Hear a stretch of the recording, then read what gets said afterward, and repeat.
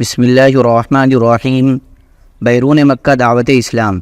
رسول اللہ صلی اللہ علیہ وسلم طائف میں شوال 10 سن نبوت اواخر مئی یا اوائل جون 619 عیسوی میں نبی صلی اللہ علیہ وسلم طائف تشریف لے گئے۔ یہ مکے سے تقریباً 60 میل دور ہے۔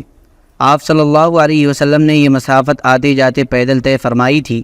آپ صلی اللہ علیہ وسلم کے ہمراہ آپ کے آزاد کردہ غلام حضرت زید بن حارثہ رضی اللہ تعالیٰ عنہ تھے۔ راستے میں جس قبیلے سے گزر ہوتا اسے اسلام کی دعوت دیتے، لیکن کسی نے بھی یہ دعوت قبول نہ کی۔ جب طائف پہنچے تو قبیلہ ثقیف کے 3 سرداروں کے پاس تشریف لے گئے، جو آپس میں بھائی تھے اور جن کے نام یہ تھے: عبد علیل، مسعود اور حبیب۔ ان تینوں کے والد کا نام عمرو بن عمیر ثقفی تھا۔ آپ صلی اللہ علیہ وسلم نے ان کے پاس بیٹھنے کے بعد انہیں اللہ کی اطاعت اور اسلام کی مدد کی دعوت دی۔ جواب میں ایک نے کہا کہ وہ کعبے کا پردہ پھاڑے اگر اللہ نے تمہیں رسول بنایا ہو۔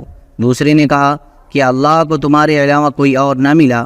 تیسرے نے کہا میں تم سے ہرگز بات نہ کروں گا، اگر تم واقعی پیغمبر ہو تو تمہاری بات رد کرنا میرے لیے انتہائی خطرناک ہے، اور اگر تم نے اللہ پر جھوٹ گڑھ رکھا ہے تو پھر مجھے تم سے بات کرنی ہی نہیں چاہیے۔ یہ جواب سن کر آپ صلی اللہ علیہ وسلم وہاں سے اٹھ کھڑے ہوئے اور صرف اتنا فرمایا: تم لوگوں نے جو کچھ کیا بہرحال اسے پس پردہ ہی رکھنا۔ رسول اللہ صلی اللہ علیہ وسلم نے طائف میں 10 دن قیام فرمایا۔ اس دوران آپ صلی اللہ علیہ وسلم ان کے ایک ایک سردار کے پاس تشریف لے گئے اور ہر ایک سے گفتگو کی، لیکن سب کا ایک ہی جواب تھا کہ تم ہمارے شہر سے نکل جاؤ، بلکہ انہوں نے اپنے اوباشوں کو شہ دے دی۔ چنانچہ جب آپ صلی اللہ علیہ وسلم نے واپسی کا قصد فرمایا تو یہ اوباش گالیاں دیتے، تالیاں پیٹتے اور شور مچاتے آپ صلی اللہ علیہ وسلم کے پیچھے لگ گئے، اور دیکھتے دیکھتے اتنی بھیڑ جمع ہو گئی کہ آپ صلی اللہ علیہ وسلم کے راستے کے دونوں جانب لائن لگ گئی۔ پھر گالیوں اور بدزبانیوں کے ساتھ ساتھ پتھر بھی چلنے لگ گئے، جس سے آپ صلی اللہ علیہ وسلم کی ایڑی پر اتنے زخم آئے کہ دونوں جوتے خون میں تربتر ہو گئے۔ ادھر حضرت زید بن حارثہ رضی اللہ تعالیٰ عنہ ڈھال بن کر چلتے ہوئے پتھروں کو روک رہے تھے، جس سے ان کے سر میں کئی جگہ چوٹ آئی۔ بدمعاشوں نے یہ سلسلہ برابر جاری رکھا، یہاں تک کہ آپ کو عتبہ اور شیبہ ابناء ربیعہ کے ایک باغ میں پناہ لینے پر مجبور کر دیا۔ یہ باغ طائف سے 3 میل کے فاصلے پر واقع تھا۔ جب آپ صلی اللہ علیہ وسلم نے یہاں پناہ لی تو بھیڑ واپس چلی گئی، اور آپ صلی اللہ علیہ وسلم ایک دیوار سے ٹیک لگا کر انگور کی بیل کے سائے میں بیٹھ گئے۔ قدر اطمینان ہوا تو دعا فرمائی، جو دعائے مستضعفین کے نام سے مشہور ہے۔ اس دعا کے ایک فقرے سے اندازہ کیا جا سکتا ہے کہ طائف میں اس بدسلوکی سے دوچار ہونے کے بعد اور کسی ایک بھی شخص کے ایمان نہ لانے کی وجہ سے آپ صلی اللہ علیہ وسلم کس قدر دل فگار تھے، اور آپ صلی اللہ علیہ وسلم کے احساسات پر حزن و علم اور غم و افسوس کا کس قدر غلبہ تھا۔ آپ صلی اللہ علیہ وسلم نے فرمایا: اللہم الیک اشکو ضعف قوتی وقلت حیلتی وہوانی علی الناس یا ارحم الراحمین، انت رب المستضعفین وانت ربی، الى من تکلنی، الى بعید یتہجمنی ام الى عدو ملکته امری، ان لم يكن بك علي غضب فلا أبالي ولكن عافيتك هي أوسع لي، أعوذ بنور وجهك الذي أشرقت له الظلمات وصلح علي أمر الدنيا والآخرة من أن تنزل بي غضبك أو يحل علي سخطك، لك العتبى حتى ترضى ولا حول ولا قوة إلا بك۔ بار الہ، میں تجھ سے ہی اپنی کمزوری و بے بسی اور لوگوں کے نزدیک اپنی بے قدری کا شکوہ کرتا ہوں۔ یا ارحم الراحمین، تو کمزوروں کا رب ہے اور تو ہی میرا بھی رب ہے۔ تو مجھے کس کے حوالے کر رہا ہے؟ کیا کسی بیگانے کے جو میرے ساتھ تندی سے پیش آئے، یا کسی دشمن کے جس کو تو نے میرے معاملے کا مالک بنا دیا ہے؟ اگر مجھ پر تیرا غضب نہیں تو مجھے کوئی پرواہ نہیں، لیکن تیری عافیت میرے لیے زیادہ کشادہ ہے۔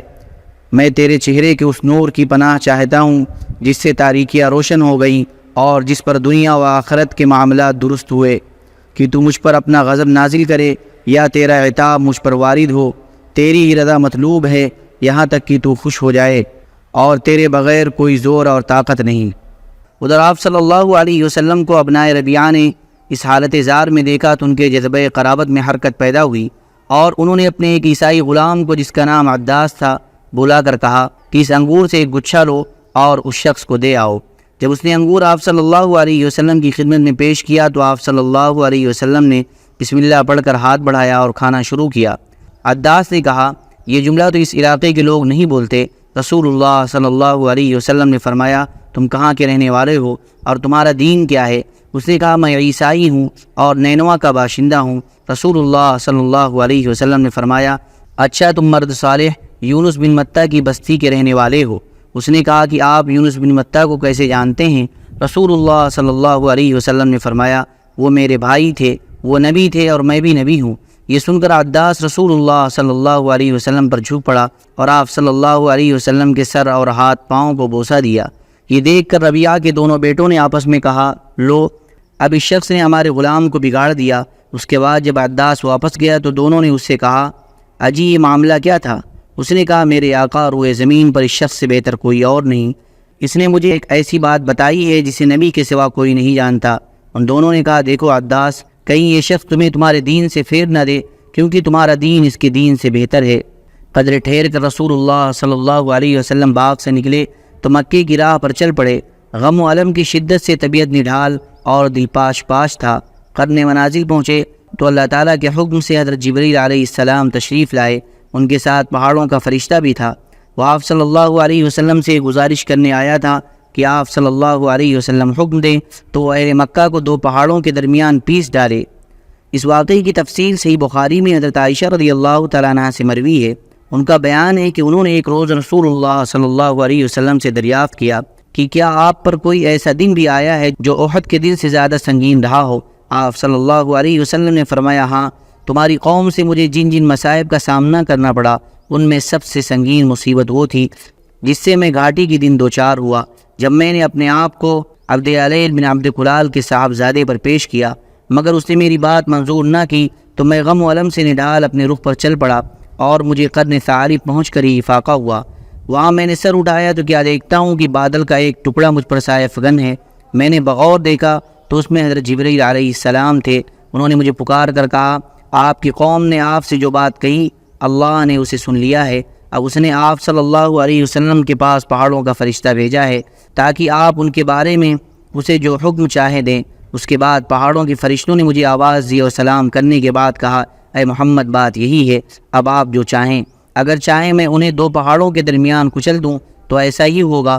نبی صلی اللہ علیہ وسلم نے فرمایا نہیں، بلکہ مجھے امید ہے کہ اللہ عز و جل ان کی پشت سے ایسی نسل پیدا فرمائے گا جو صرف ایک اللہ کی عبادت کرے گی اور اس کے ساتھ کسی چیز کو شریک نہ ٹھہرائے گی۔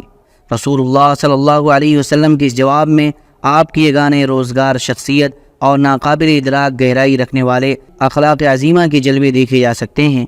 بہرحال اب سات آسمانوں کے اوپر سے آنے والی اس غیبی مدد کی وجہ سے آپ صلی اللہ علیہ وسلم کا دل مطمئن ہو گیا اور غم و علم کے بادل چھٹ گئے۔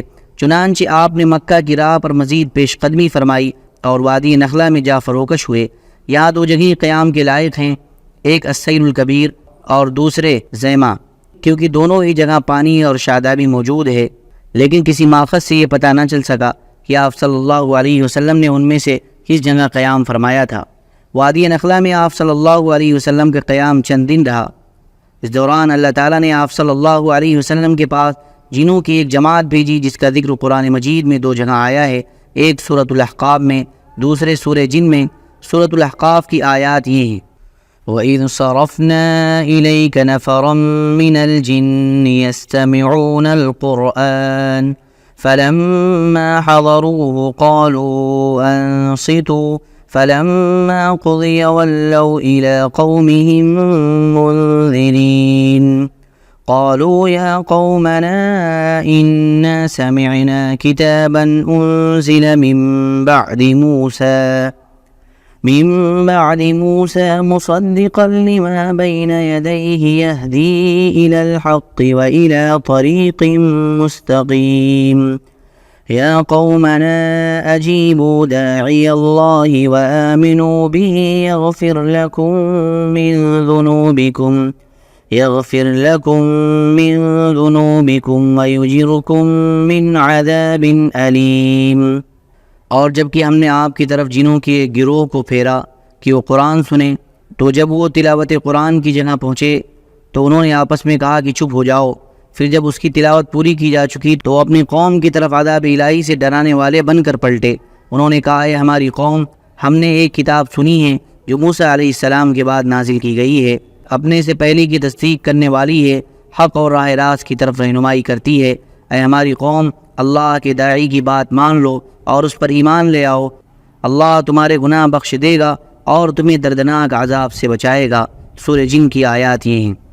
قل اوحی الی انہ استمع نفر من الجن فقالوا انا سمعنا قرآنا عجبا يهدي الى الرشد فآمنا به وَلَن نُشْرِكَ بِرَبِّنَا أَحَدًا۔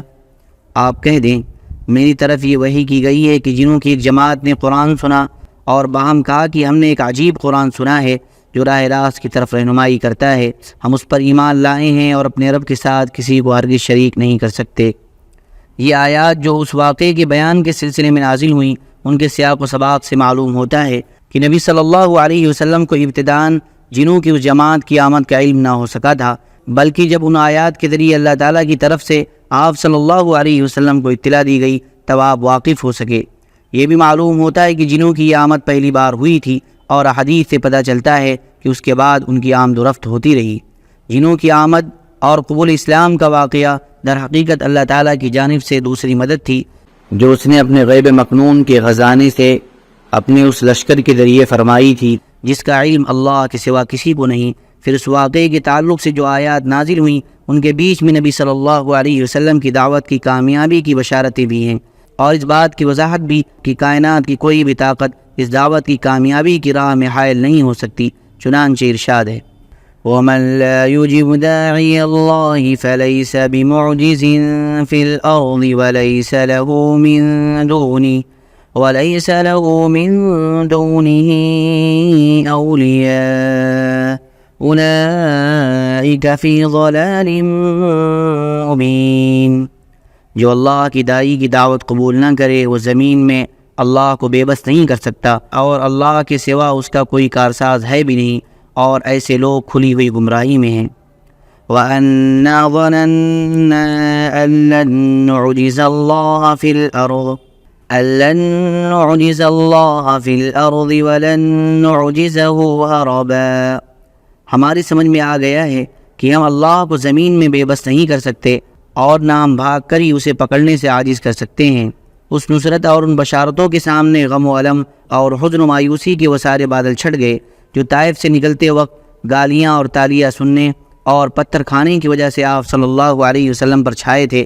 آپ نے عزم مصمم فرما لیا کہ اب مکہ پلٹنا ہے اور نئے سرے سے دعوت اسلام اور تبلیغ رسالت کے کام میں چستی اور گرم جوشی کے ساتھ لگ جانا ہے۔ یہی موقع تھا جب حضرت زید بن حارثہ نے آپ صلی اللہ علیہ وسلم سے عرض کی کہ آپ مکہ کیسے جائیں گے جبکہ وہاں کے باشندوں یعنی قریش نے آپ کو نکال دیا ہے، اور جواب میں آپ صلی اللہ علیہ وسلم نے فرمایا اے زید، تم جو حالت دیکھ رہے ہو اللہ تعالیٰ اس سے کشادگی اور نجات کی کوئی راہ ضرور بنائے گا۔ اللہ تعالیٰ یقیناً اپنے دین کی مدد کرے گا اور اپنے نبی کو غالب فرمائے گا۔ آخر رسول اللہ صلی اللہ علیہ وسلم وہاں سے روانہ ہوئے اور مکے کے قریب پہنچ کر کوہ حرا کے دامن میں ٹھہر گئے۔ پھر خزاعہ کے ایک آدمی کے ذریعے اخنس بن شریک کو یہ پیغام بھیجا کہ وہ آپ صلی اللہ علیہ وسلم کو پناہ دے دے، مگر اخنس نے یہ کہہ کر معذرت کر لی کہ میں حلیف ہوں اور حلیف کو یہ پناہ دینے کا اختیار نہیں رہتا۔ اس کے بعد آپ صلی اللہ علیہ وسلم نے سہیل بن عمرو کے پاس یہ پیغام بھیجا، مگر اس نے بھی یہ کہہ کر معذرت کر لی کہ بنی عامر کی دی ہوئی پناہ بنو کعب پر لاگو نہیں ہوتی۔ اس کے بعد آپ صلی اللہ علیہ وسلم نے مطعم بن عدی کے پاس پیغام بھیجا۔ مطعم نے کہا ہاں، اور پھر ہتھیار پہن کر اپنے بیٹوں اور قوم کے لوگوں کو بلایا اور کہا تم لوگ ہتھیار باندھ کر خانہ کعبہ کے گوشوں پر جمع ہو جاؤ کیونکہ میں نے محمد کو پناہ دے دی ہے۔ اس کے بعد مطعم نے رسول اللہ صلی اللہ علیہ وسلم کے پاس پیغام بھیجا کہ مکے کے اندر جائیں۔ آپ پیغام پانے کے بعد حضرت زید بن حارثہ کو ہمراہ لے کر مکہ تشریف لائے اور مسجد حرام میں داخل ہو گئے۔ اس کے بعد مطعم بن عدی نے اپنی سواری پر کھڑے ہو کر اعلان کیا کہ قریش کے لوگوں، میں نے محمد کو پناہ دے دی ہے، اب اسے کوئی نہ چھیڑے۔ ادھر رسول اللہ صلی اللہ علیہ وسلم سیدھے حجر اسود کے پاس پہنچے، اسے چوما، پھر 2 رکعت نماز پڑھی اور اپنے گھر کو پلٹ آئے۔ اس دوران مطعم بن عدی اور ان کے لڑکوں نے ہتھیار باندھ کر آپ صلی اللہ علیہ وسلم کے ارد گرد حلقہ باندھے رکھا تاکہ آپ صلی اللہ علیہ وسلم اپنے مکان کے اندر تشریف لے گئے۔ کہا جاتا ہے کہ اس موقع پر ابو جہل نے مطعم سے پوچھا تھا کہ تم نے پناہ دی ہے یا پیروکار مسلمان بن گئے ہو؟ اور مطعم نے جواب دیا تھا کہ پناہ دی ہے، اور اس جواب کو سن کر ابو جہل نے کہا تھا کہ جسے تم نے پناہ دی اسے ہم نے بھی پناہ دی۔ رسول اللہ صلی اللہ علیہ وسلم نے مطعم بن عدی کے اس حسن سلوک کو کبھی فراموش نہ فرمایا۔ چنانچہ بدر میں جب کفار مکہ کی ایک بڑی تعداد قید ہو کر آئی اور بعض قیدیوں کی رہائی کے لیے حضرت جبیر بن مطعم آپ صلی اللہ علیہ وسلم کی خدمت میں حاضر ہوئے تو آپ صلی اللہ علیہ وسلم نے فرمایا، اگر مطعم بن عدی زندہ ہوتا پھر مجھ سے ان بدبودار لوگوں کے بارے میں گفتگو کرتا تو میں اس کی خاطر ان سب کو چھوڑ دیتا۔ اسراء اور معراج۔ نبی صلی اللہ علیہ وسلم کی دعوت و تبلیغ ابھی کامیابی اور ظلم و ستم کے اسی درمیانی مرحلے سے گزر رہی تھی، اور افق کی دور دراز پینائیوں میں دھندلے تاروں کی جھلک دکھائی پڑنا شروع ہو چکی تھی کہ اسراء اور معراج کا واقعہ پیش آیا۔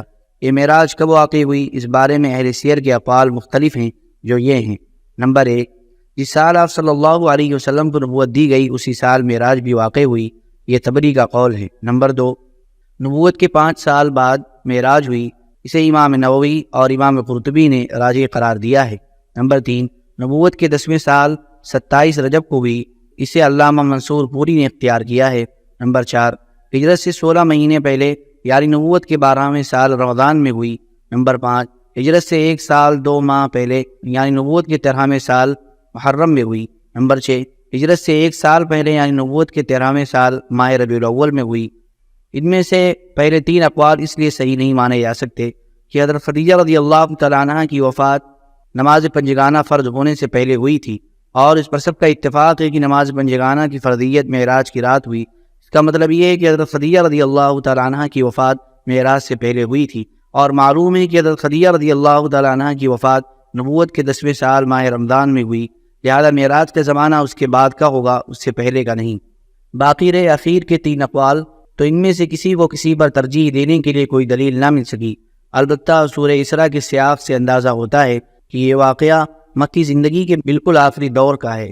ائمہ حدیث نے اس واقعے کی جو تفصیلات روایت کی ہیں ہم اگلی سطور میں ان کا حاصل پیش کر رہے ہیں۔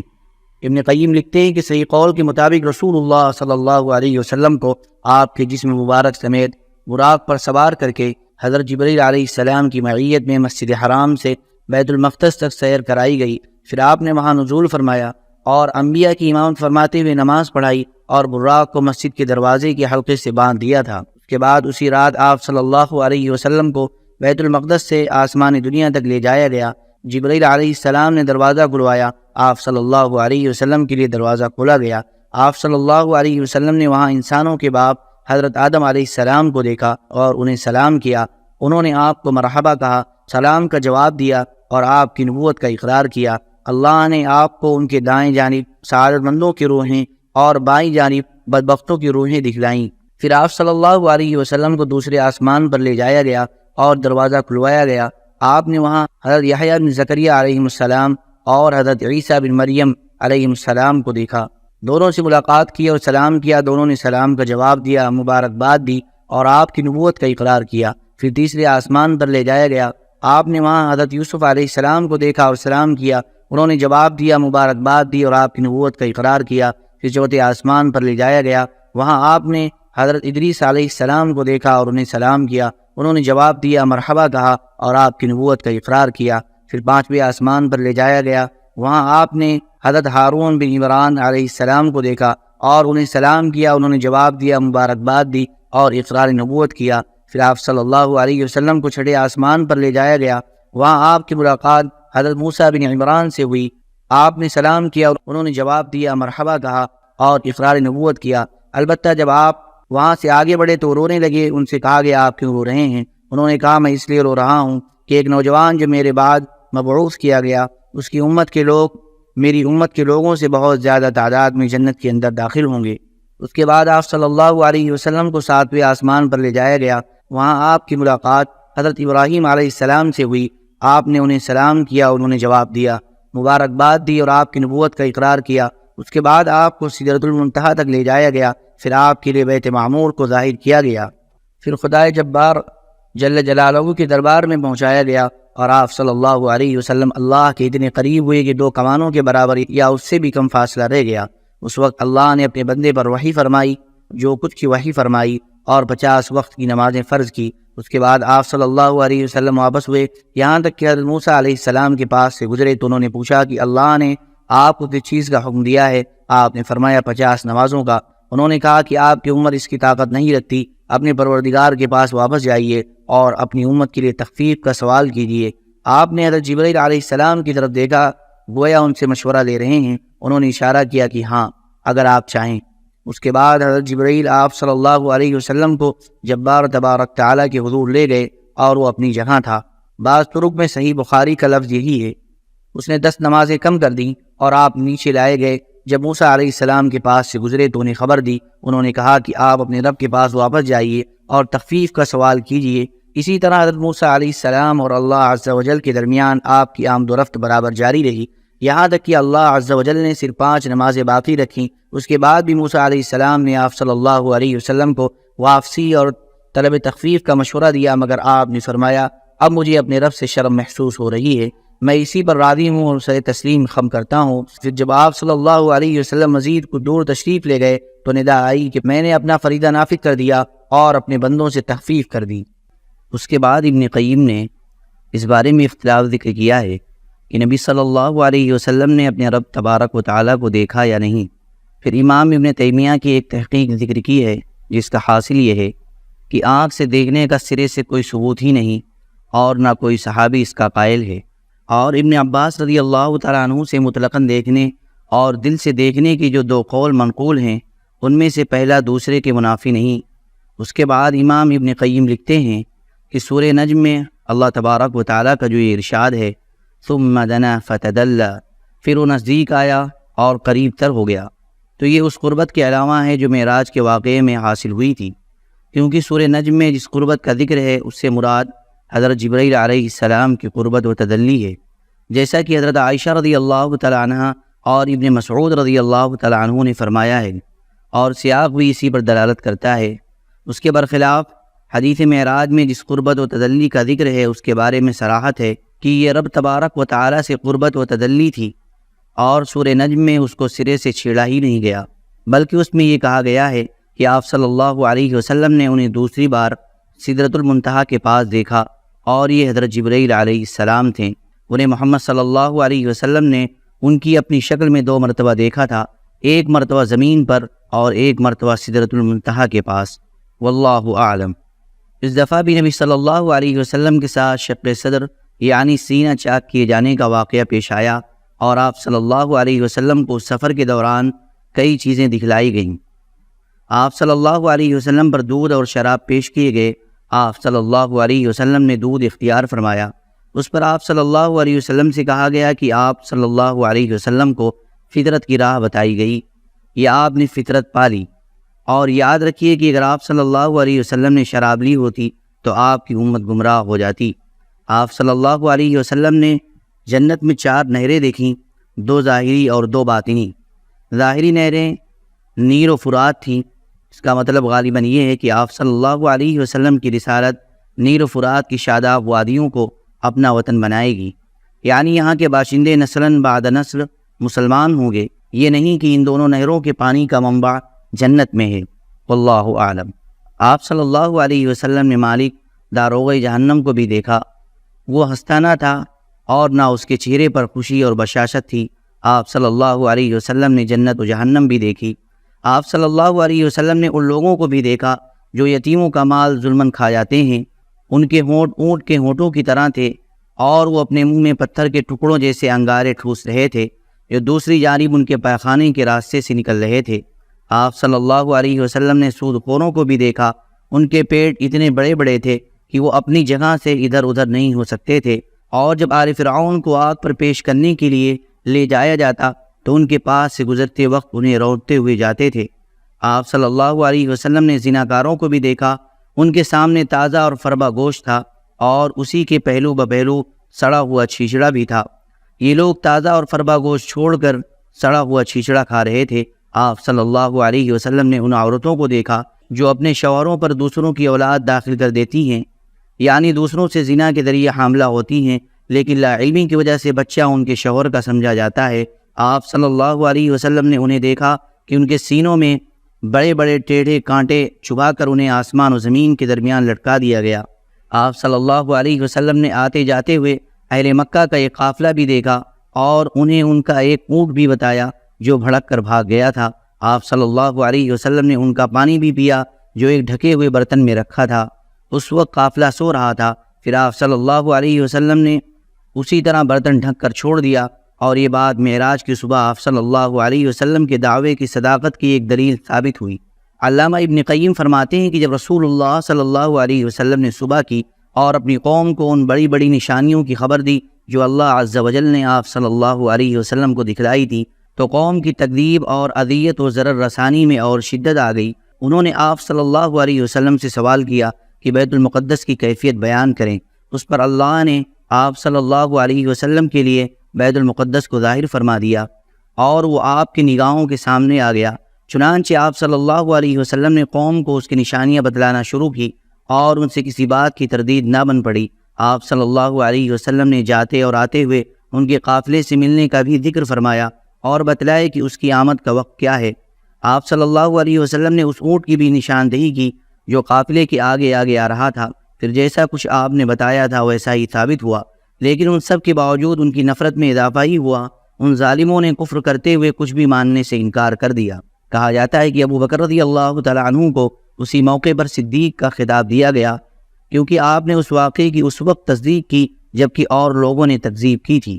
معراج کا فائدہ بیان فرماتے ہوئے جو سب سے مختصر اور عظیم بات کہی گئی وہ یہ ہے لِنُرِيَهُ مِنْ آيَاتِنَا، تاکہ ہم آپ کو اپنی کچھ نشانیاں دکھلائیں، اور انبیاء کرام کے بارے میں یہی اللہ تعالیٰ کی سنت ہے۔ ارشاد ہے وَكَذَلِكَ نُرِي إِبْرَاهِيمَ مَلَكُوتَ السَّمَاوَاتِ وَالْأَرْضِ وَلِيَكُونَ مِنَ الْمُوقِنِينَ، اور اسی طرح ہم نے ابراہیم کو آسمان و زمین کا نظام سلطنت دکھلایا اور تاکہ وہ یقین کرنے والوں میں سے ہوں، اور موسیٰ علیہ السلام سے فرمایا لِنُرِيَكَ مِنْ آيَاتِنَا الْكُبْرَى، تاکہ ہم تمہیں اپنی کچھ بڑی نشانیاں دکھلائیں۔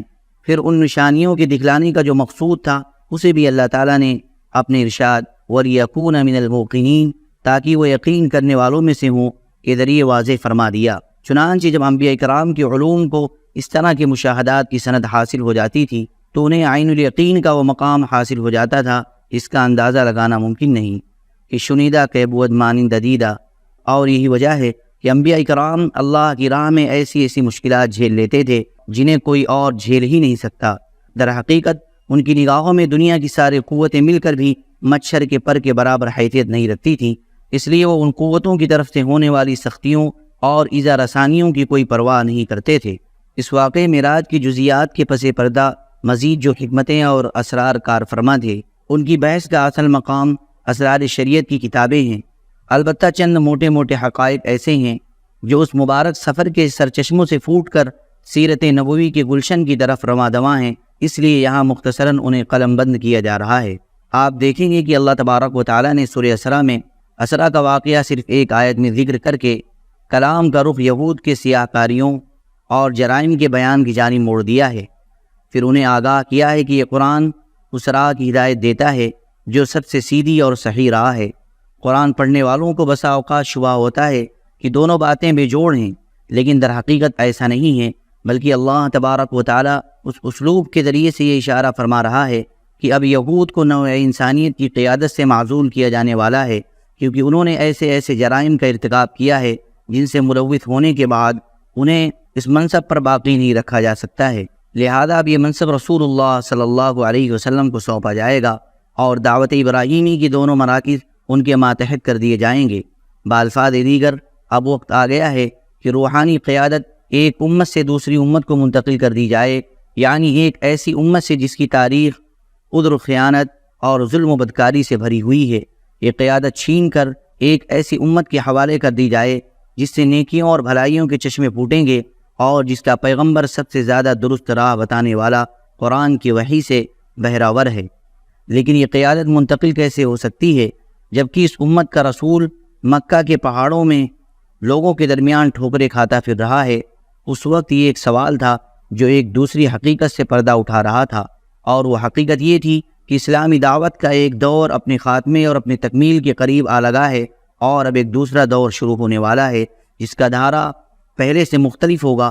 اسی لیے ہم دیکھتے ہیں کہ بعض آیات میں مشرکین کو کھلی وارننگ اور سخت دھمکی دی گئی ہے۔ ارشاد ہے وَإِذَا أَرَدْنَا أَن نُهْلِكَ قَرْيَةً أَمَرْنَا مُتْرَفِيهَا فَفَسَقُوا فِيهَا فَحَقَّ عَلَيْهَا الْقَوْلُ فَدَمَّرْنَاهَا تَدْمِيرًا۔ اور جب ہم کسی بستی کو تباہ کرنا چاہتے ہیں تو وہاں کے اصحاب ثروت کو حکم دیتے ہیں، مگر وہ کھلی خلاف ورزی کرتے ہیں، بس اس بستی پر تباہی کا قول برحق ہو جاتا ہے اور ہم اسے کچل کر رکھ دیتے ہیں۔ وَكَمْ أَهْلَكْنَا مِنَ الْقُرُونِ مِنْ بَعْدِ نُوحٍ وَكَفَى بِرَبِّكَ بِذُنُوبِ عِبَادِهِ خَبِيرًا بَصِيرًا۔ اور ہم نے نوح کے بعد کتنی قوموں کو تباہ کر دیا، اور تمہارا رب اپنے بندوں کے جرائم کی خبر رکھنے اور دیکھنے کے لیے کافی ہے۔ پھر ان آیات کے پہلو کچھ ایسی آیتیں بھی ہیں جن میں مسلمانوں کو ایسے تمدنی قواعد و ضوابط اور دفعات و مبادی بتلائے گئے ہیں جن پر آئندہ اسلامی معاشرے کی تعمیر ہونی تھی۔ گویا اب وہ کسی ایسی سرزمین پر اپنا ٹھکانہ بنا چکے ہیں جہاں ہر پہلو سے ان کے معاملات ان کے اپنے ہاتھ میں ہیں، اور انہوں نے ایک ایسی وحدت متماسکہ بنا لی ہے جس پر سماج کی چکی گھوما کرتی ہے۔ لہذا ان آیات میں اشارہ ہے کہ رسول اللہ صلی اللہ علیہ وسلم عنقریب ایسی جائے پناہ اور امن گاہ پالیں گے جہاں آپ صلی اللہ علیہ وسلم کے دین کو استقرار نصیب ہوگا۔ یہ اسراء و معراج کی بابرکت واقعے کی تہ میں پوشیدہ حکمتوں اور رازہائے سربستہ میں سے ایک ایسا راز اور ایک ایسی حکمت ہے جس کا ہمارا موضوع سے براہ راست تعلق ہے، اس لیے ہم نے مناسب سمجھا کہ اسے بیان کر دیں۔ اسی طرح کی دو بڑی حکمتوں پر نظر ڈالنے کے بعد ہم نے یہ رائے قائم کی ہے کہ اسراء کا یہ واقعہ یا تو بیعت عقبہ اولیٰ سے کچھ ہی پہلے کا ہے یا عقبہ کی دونوں بیعتوں کے درمیان کا ہے، واللہ عالم۔ قبائل اور افراد کو اسلام کی دعوت۔ ذی قاعدہ 10 سن نبوت، اواخر جون یا اوائل جولائی 619 عیسوی میں رسول اللہ صلی اللہ علیہ وسلم طائف سے مکہ تشریف لائے اور یہاں افراد اور قبائل کو پھر سے اسلام کی دعوت دینی شروع کی۔ چونکہ موسم حج قریب تھا، اس لیے فریضہ حج کی ادائیگی کے لیے دور و نزدیک ہر جگہ سے پیدل اور سواروں کی آمد شروع ہو چکی تھی۔ رسول اللہ صلی اللہ علیہ وسلم نے اس موقع کو غنیمت سمجھا اور ایک ایک قبیلے کے پاس جا کر اسے اسلام کی دعوت دی، جیسا کہ نبوت کے 4 سال سے آپ صلی اللہ علیہ وسلم کا معمول تھا۔ وہ قبائل جنہیں اسلام کی دعوت دی گئی، امام زہری فرماتے ہیں کہ جن قبائل کے پاس رسول اللہ صلی اللہ علیہ وسلم تشریف لے گئے اور انہیں اسلام کی دعوت دیتے ہوئے اپنے آپ کو ان پر پیش کیا، ان میں سے حسب ذیل قبیلوں کے نام ہمیں بتائے گئے ہیں: بنی عامر بن صعصعہ، محارب بن خصبہ، فزارہ، غسان، مرہ، حنیفہ، سلیم، عبس، بنو نصر، بنو البکا، کلب، حارث بن کعب، وزرا، حضارمہ۔ لیکن ان میں سے کسی نے بھی اسلام قبول نہ کیا۔ واضح رہی کہ امام زہری کے ذکر کردہ ان سارے قبائل پر ایک ہی سال یا ایک ہی موسم حج میں اسلام پیش نہیں کیا گیا تھا، بلکہ نبوت کے 4 سال سے ہجرت سے پہلے کے آخری موسم حج تک 10 سالہ مدت کے دوران پیش کیا گیا تھا۔ ابن اسحاق نے بعض قبائل پر اسلام کی پیشی اور ان کے جواب کی کیفیت کا بھی ذکر کیا ہے، ذیل میں مختصر ان کا بیان نقل کیا جا رہا ہے۔ نمبر 1، بنو کلب۔ نبی صلی اللہ علیہ وسلم اس قبیلے کے ایک شاخ بنو عبداللہ کے پاس تشریف لے گئے، انہیں اللہ کی طرف بلایا اور اپنے آپ کو ان پر پیش کیا۔ باتوں میں یہ بھی فرمایا کہ اے بنو عبداللہ، اللہ نے تمہاری جد اعلیٰ کا نام بہت اچھا رکھا تھا، لیکن اس قبیلے نے آپ کی دعوت قبول نہ کی۔ نمبر 2، بنو حنیفہ۔ آپ صلی اللہ علیہ وسلم ان کے ڈیرے پر تشریف لے گئے، انہیں اللہ کی طرف بلایا اور اپنے آپ کو ان پر پیش کیا، لیکن ان جیسا برا جواب اہل عرب میں سے کسی نے بھی نہ دیا۔ نمبر 3، عامر بن صعصعہ۔ انہیں بھی آپ صلی اللہ علیہ وسلم نے اللہ کی طرف دعوت دی اور اپنے آپ کو ان پر پیش کیا۔ جواب میں ان کے ایک آدمی بحیرہ بن فراس نے کہا، خدا کی قسم اگر میں قریش کے اس نوجوان کو لے لوں تو اس کے ذریعے پورے عرب کو کھا جاؤں گا۔ پھر اس نے دریافت کیا کہ اچھا یہ بتائیے کہ اگر ہم آپ سے آپ کی دین پر بیعت کر لیں، پھر اللہ آپ کو مخالفین پر غلبہ عطا فرمائے، تو کیا آپ کے بعد زمام کار ہمارے ہاتھ میں ہوگی؟ آپ صلی اللہ علیہ وسلم نے فرمایا، زمام کار تو اللہ کے ہاتھ میں ہے، وہ جہاں چاہے گا رکھے گا۔ اس پر اس شخص نے کہا، خوب، آپ کی حفاظت میں تو ہمارا سینہ اہل عرب کے نشانے پر رہے، لیکن جب اللہ آپ کو غلبہ عطا فرمائے تو زمام کار کسی اور کے ہاتھ میں ہو، ہمیں آپ کے دین کی ضرورت نہیں۔ غرض انہوں نے انکار کر دیا۔ اس کے بعد جب قبیلہ بنو عامر اپنے علاقے میں واپس گیا تو اپنے ایک بوڑھے آدمی کو جو کبر سنی کے باعث حج میں شریک نہ ہو سکا تھا سارا ماجرہ سنایا اور بتایا کہ ہمارے پاس قبیلہ قریش کے خاندان بنو عبد المطلب کا ایک جوان آیا تھا جس کا خیال تھا کہ وہ نبی ہے، اس نے ہمیں دعوت دی کہ ہم اس کی حفاظت کریں، اس کا ساتھ دیں اور اپنے علاقے میں لے آئیں۔ یہ سن کر اس بڈھے نے دونوں ہاتھوں سے سر تھام لیا اور بولا، اے بنو عامر، کیا اب اس کی تلافی کی کوئی سبیل ہے؟ اور کیا از دست رفتہ کو ڈھونڈا جا سکتا ہے؟ اس ذات کی قسم جس کے ہاتھ میں فلاں کی جان ہے، کسی اسماعیلی نے کبھی اس کا یعنی نبوت کا جھوٹا دعویٰ نہیں کیا۔ یقیناً حق ہے، آخر تمہاری عقل کہاں چلی گئی تھی؟ ایمان کی شعاعیں مکے سے باہر۔ جس طرح رسول اللہ صلی اللہ علیہ وسلم نے قبائل اور وفود پر اسلام پیش کیا، اسی طرح افراد اور اشخاص کو بھی اسلام کی دعوت دی، اور بعض نے اچھا جواب بھی دیا۔ پھر اس موسم حج کے کچھ ہی عرصے بعد کئی افراد نے اسلام قبول کیا۔ ذیل میں ان کی ایک مختصر رودات پیش کی جا رہی ہے۔ نمبر 1، سوید بن صامت۔ یہ شاعر تھے، گہری سوجھ بوجھ کے حامل اور یثرب کے باشندے تھے۔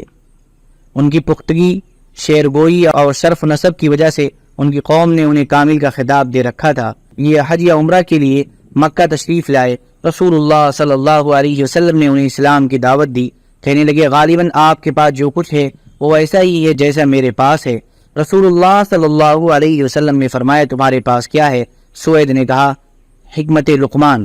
آپ نے فرمایا، پیش کرو۔ انہوں نے پیش کیا۔ آپ نے فرمایا، یہ کلام یقیناً اچھا ہے، لیکن میرے پاس جو کچھ ہے وہ اس سے بھی اچھا ہے۔ وہ قرآن ہے جو اللہ تعالیٰ نے مجھ پر نازل کیا ہے، وہ ہدایت اور نور ہے۔ اس کے بعد رسول اللہ صلی اللہ علیہ وسلم نے انہیں قرآن کریم پڑھ کر سنایا اور اسلام کی دعوت دی۔ انہوں نے اسلام قبول کر لیا اور بولے، یہ تو بہت ہی اچھا کلام ہے۔ اس کے بعد وہ مدینہ پلٹ کر آئے ہی تھے کہ جنگ بعاث چھڑ گئی اور اسی میں قتل کر دیے گئے۔ انہوں نے سن 11 نوی کے آغاز میں اسلام قبول کیا تھا۔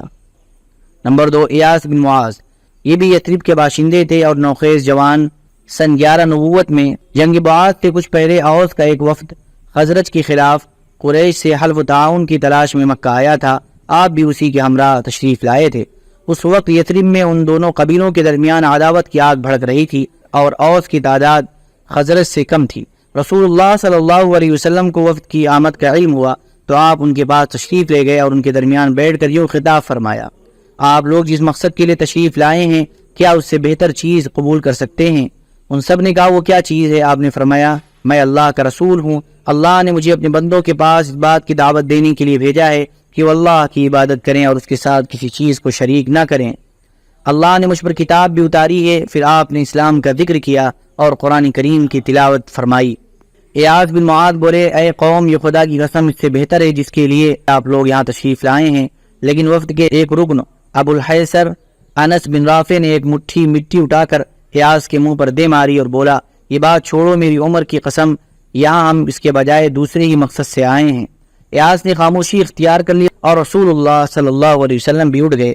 وفد قریش کے ساتھ حلف تعاون کا معاہدہ کرنے میں کامیاب نہ ہو سکا اور یوں ہی ناکام مدینہ واپس ہو گیا۔ مدینہ پلٹنے کے تھوڑے ہی دن بعد ایاس انتقال کر گئے۔ وہ اپنی وفات کے وقت تحلیل و تکبیر اور حمد و تسبیح کر رہے تھے، اس لیے لوگوں کو یقین ہے کہ ان کی وفات اسلام پر ہوئی۔ نمبر 3، ابو ذر غفاری۔ یہ یثرب کے اطراف میں سکونت پذیر تھے۔ جب سوید بن صامت اور ایاس بن معاذ کے ذریعے یثرب میں رسول اللہ صلی اللہ علیہ وسلم کی بعثت کی خبر پہنچی تو یہ خبر ابو ذر رضی اللہ تعالیٰ عنہ کے کان سے بھی ٹکرائی اور یہی ان کے اسلام لانے کا سبب بنی۔ ان کے اسلام لانے کا واقعہ صحیح بخاری میں تفصیل سے مروی ہے۔ ابن عباس رضی اللہ تعالیٰ عنہ کا بیان ہے کہ ابو ذر رضی اللہ تعالیٰ عنہ نے فرمایا، میں قبیلے غفار کا ایک آدمی تھا۔ مجھے معلوم ہوا کہ مکہ میں ایک آدمی نمودار ہوا ہے جو اپنے آپ کو نبی کہتا ہے۔ میں نے اپنے بھائی سے کہا، تم اس آدمی کے پاس جاؤ، اس سے بات کرو اور میرے پاس اس کی خبر لاؤ۔ وہ گیا، ملاقات کی اور واپس آیا۔ میں نے پوچھا، کیا خبر لائے ہو؟ بولا، خدا کی قسم، میں نے ایک ایسا آدمی دیکھا ہے جو بھلائی کا حکم دیتا ہے اور برائی سے روکتا ہے۔ میں نے کہا، تم نے تشفی بخش خبر نہیں دی۔ آخر میں نے خود تو شادان اور ڈنڈا اٹھایا اور مکہ کے لیے چل پڑا۔ وہاں پہنچ تو گیا لیکن آپ صلی اللہ علیہ وسلم کو پہچانتا نہ تھا اور یہ بھی گوارا نہ تھا کہ آپ کے متعلق کسی سے پوچھوں۔ چنانچہ میں زمزم کا پانی پیتا اور مسجد حرام میں پڑا رہتا۔ آخر میرے پاس سے علی رضی اللہ تعالیٰ عنہ کا گزر ہوا۔ کہنے لگے، آدمی اجنبی معلوم ہوتے ہو؟ میں نے کہا، جی ہاں۔ انہوں نے کہا، اچھا تو گھر چلو۔ میں ان کے ساتھ چل پڑا۔ نہ وہ مجھ سے کچھ پوچھ رہے تھے، نہ میں ان سے کچھ پوچھ رہا تھا اور نہ انہیں کچھ بتا ہی رہا تھا۔ صبح ہوئی تو میں اس ارادے سے پھر مسجد حرام گیا کہ آپ کے متعلق دریافت کروں، لیکن کوئی نہ تھا جو مجھے آپ صلی اللہ علیہ وسلم کے متعلق کچھ بتاتا۔ آخر میرے پاس سے پھر حضرت علی رضی اللہ تعالیٰ عنہ گزرے، دیکھ کر بولے، اس آدمی کو ابھی اپنا ٹھکانہ معلوم نہ ہو سکا۔ میں نے کہا نہیں۔ انہوں نے کہا اچھا تو میرے ساتھ چلو۔ اس کے بعد انہوں نے کہا اچھا تمہارا معاملہ کیا ہے اور تم کیوں اس شہر میں آئے ہو؟ میں نے کہا آپ رازداری سے کام لے تو بتاؤں۔ انہوں نے کہا ٹھیک ہے میں ایسا ہی کروں گا۔ میں نے کہا مجھے معلوم ہوا ہے کہ یہاں ایک آدمی نمودار ہوا ہے جو اپنے آپ کو اللہ کا نبی بتاتا ہے۔ میں نے اپنے بھائی کو بھیجا کہ وہ بات کر کے آئے، مگر اس نے پلٹ کر کوئی تشفی بخش بات نہ بتلائی، اس لیے میں نے سوچا کہ خود ہی ملاقات کر لوں۔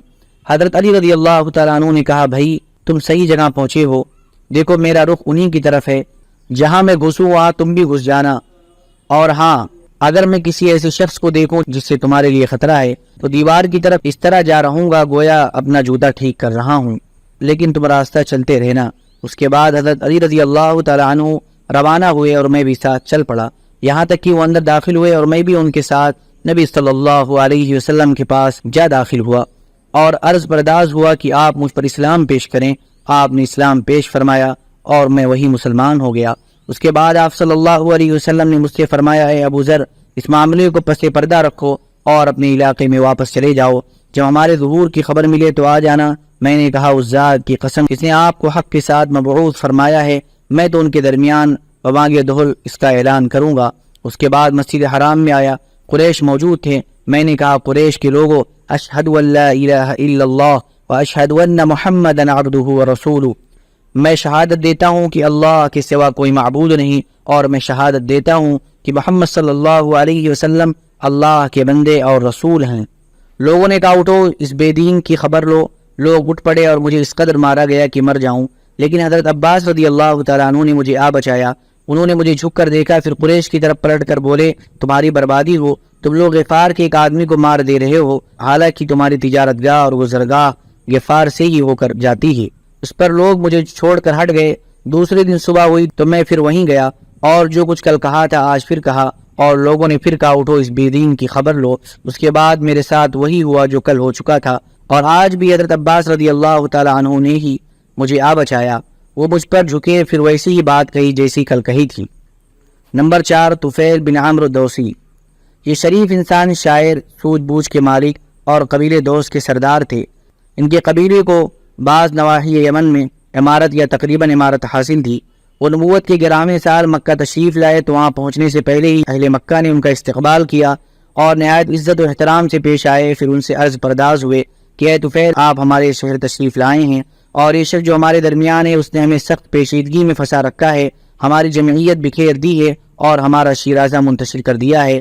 اس کی بات جادو کا سا اثر رکھتی ہے کہ آدمی اور اس کے باپ کے درمیان، آدمی اور اس کے بھائی کے درمیان، اور آدمی اور اس کی بیوی کے درمیان تفرقہ ڈال دیتی ہے۔ ہمیں ڈر لگتا ہے کہ جس استاد سے ہم دو چار ہیں کہیں وہ آپ پر اور آپ کی قوم پر بھی نہ آن پڑے، لہذا آپ اس سے ہرگز گفتگو نہ کریں اور اس کی کوئی چیز نہ سنیں۔ حضرت طفیل رضی اللہ تعالیٰ عنہ کا ارشاد ہے کہ یہ لوگ مجھے برابر اسی طرح کی باتیں سمجھاتے رہے، یہاں تک کہ میں نے تہیہ کر لیا کہ نہ آپ کی کوئی چیز سنوں گا نہ آپ سے بات چیت کروں گا، حتیٰ کہ جب میں صبح کو مسجد حرام گیا تو کان میں روئی ٹھونس رکھی تھی کہ مبادہ آپ کی کوئی بات میرے کان میں پڑ جائے، لیکن اللہ کو منظور تھا کہ آپ کی بعض باتیں مجھے سنائی دے۔ چنانچہ میں نے بڑا عمدہ کلام سنا، پھر میں نے اپنے جی میں کہا ہائے مجھ پر میری ماں کی افواہ، میں تو بخدا ایک سوجھ بوجھ رکھنے والا شاعر آدمی ہوں، مجھ پر بھلا برا چھپا نہیں رہ سکتا، پھر کیوں نہ میں اس شخص کی بات سنوں، اگر اچھی ہوئی تو قبول کر لوں گا، بری ہوئی تو چھوڑ دوں گا۔ یہ سوچ کر میں رک گیا، اور جب آپ گھر پلٹے تو میں بھی پیچھے ہو لیا، آپ اندر داخل ہوئے تو میں بھی داخل ہو گیا، اور آپ کو اپنی آمد کا واقعہ اور لوگوں کے خوف دلانے کی کیفیت، پھر کان میں روئی ٹھوسنے اور اس کے باوجود آپ کی بعض باتیں سن لینے کی تفصیلات بتائی، پھر عرض کیا کہ آپ اپنی بات پیش کیجیے۔ آپ نے مجھ پر اسلام پیش کیا اور قرآن کی تلاوت فرمائی۔ خدا گواہ ہے میں نے اس سے عمدہ قول اور اس سے زیادہ انصاف کی بات کبھی نہ سنی تھی، چنانچہ میں نے وہیں اسلام قبول کیا اور حق کی شہادت کی۔ اس کے بعد آپ سے عرض کیا کہ میری قوم میں میری بات مانی جاتی ہے، میں ان کے پاس پلٹ کر جاؤں گا اور انہیں اسلام کی دعوت دوں گا، لہذا آپ صلی اللہ علیہ وسلم اللہ سے دعا فرمائیں کہ وہ مجھے کوئی نشانی دے دے۔ آپ نے دعا فرمائی۔ حضرت طفیل کو جو نشانی عطا ہوئی تھی وہ یہ تھی کہ جب اپنی قوم کے قریب پہنچے تو اللہ تعالیٰ نے ان کے چہرے پر چراغ جیسی روشنی پیدا کر دی۔ انہوں نے کہا یا اللہ چہرے کے بجائے کسی اور جگہ، مجھے اندیشہ ہے کہ لوگ اسے مسلح کہیں گے۔ چنانچہ یہ روشنی ان کے ڈنڈے میں پلٹ گئی، پھر انہوں نے اپنے والد اور اپنی بیوی کو اسلام کی دعوت دی اور وہ دونوں مسلمان ہو گئے، لیکن قوم نے اسلام قبول کرنے میں تاخیر کی، مگر حضرت طفیل رضی اللہ تعالیٰ عنہ بھی مسلسل کوشاں رہے۔ حتیٰ کہ غزوہ خندق کے بعد جب انہوں نے ہجرت فرمائی تو ان کے ساتھ ان کی قوم کے 70 یا 80 خاندان تھے۔ حضرت طفیل رضی اللہ تعالیٰ عنہ نے اسلام میں بڑے اہم کارنامے انجام دے کر یمامہ کی جنگ میں جام شہادت نوش فرمایا۔ نمبر 5، رماد ازدی، یہ یمن کے باشندے اور قبیلہ ازد شنوا کے ایک فرد تھے۔ جھاڑ پھونک کرنا اور آسیب اتارنا ان کا کام تھا۔ مکہ آئے تو وہاں کے احمقوں سے سنا کہ محمد صلی اللہ علیہ وسلم پاگل ہیں۔ سوچا کیوں نہ اس شخص کے پاس چلوں، ہو سکتا ہے اللہ میری ہی ہاتھوں سے اسے شفا دے دے۔ چنانچہ آپ سے ملاقات کی اور کہا، اے محمد، میں آسیب اتارنے کے لیے جھاڑ پھونک کیا کرتا ہوں، کیا آپ کو بھی اس کی ضرورت ہے؟ آپ نے جواب میں فرمایا، ان الحمد للہ نحمدہ ونستعینہ من یہدہ اللہ فلا مضل لہ ومن یضللہ فلا ہادی لہ واشہد ان لا الہ الا اللہ وحدہ لا شریک لہ واشہد ان محمدا عبدہ ورسولہ، اما بعد۔ یقیناً ساری تعریف اللہ کے لیے ہے، ہم اسی کی تعریف کرتے ہیں اور اسی سے مدد چاہتے ہیں۔ جسے اللہ ہدایت دے دے اسے کوئی گمراہ نہیں کر سکتا، اور جسے اللہ بھٹکا دے اسے کوئی ہدایت نہیں دے سکتا۔ اور میں شہادت دیتا ہوں کہ اللہ کے سوا کوئی معبود نہیں، وہ تنہا ہے، اس کا کوئی شریک نہیں۔ اور میں شہادت دیتا ہوں کہ محمد صلی اللہ علیہ وسلم اس کے بندے اور رسول ہیں، اما بعد۔ زماد نے کہا، ذرا اپنی کلمات مجھے پھر سنا دیجئے۔ آپ صلی اللہ علیہ وسلم نے 3 بار دہرایا۔ اس کے بعد زماد نے کہا، میں کاہنوں، جادوگروں اور شاعروں کی بات سن چکا ہوں، لیکن میں نے آپ کی ان کلمات جیسے کہیں نہیں سنے۔ یہ تو سمندر کی اتھاہ گہرائی کو پہنچے ہوئے ہیں، لائیے اپنا ہاتھ بڑھائیے، آپ صلی اللہ علیہ وسلم سے اسلام پر بیعت کرتا ہوں۔ اور اس کے بعد انہوں نے بیعت کر لی۔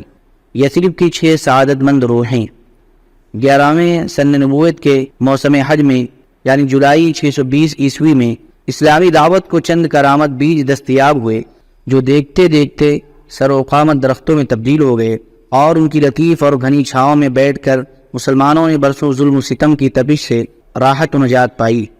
اہل مکہ نے رسول اللہ صلی اللہ علیہ وسلم کو جھٹلانے اور لوگوں کو اللہ کی راہ سے روکنے کا جو بیڑا اٹھا رکھا تھا، اس کے تئیں نبی صلی اللہ علیہ وسلم کی حکمت عملی یہ تھی کہ آپ رات کی تاریکی میں قبائل کے پاس تشریف لے جاتے تاکہ مکے کا کوئی مشرک رکاوٹ نہ ڈال سکے۔ اسی حکمت عملی کے مطابق ایک رات آپ صلی اللہ علیہ وسلم حضرت ابو بکر رضی اللہ تعالی عنہ اور حضرت علی رضی اللہ تعالی عنہ کو ہمراہ لے کر باہر نکلے۔ بنو زغل اور بنو شیبان بن ثعلبہ کے ڈیروں سے گزرے تو ان سے اسلام کے بارے میں بات چیت کی۔ انہوں نے جواب تو بڑا امید افزا دیا، لیکن اسلام قبول کرنے کے بارے میں کوئی حتمی فیصلہ نہ کیا۔ اس موقع پر حضرت ابو بکر رضی اللہ تعالی عنہ اور بنو زغل کے ایک آدمی کے درمیان سلسلے نسب کے متعلق بڑا دلچسپ سوال جواب ہوا۔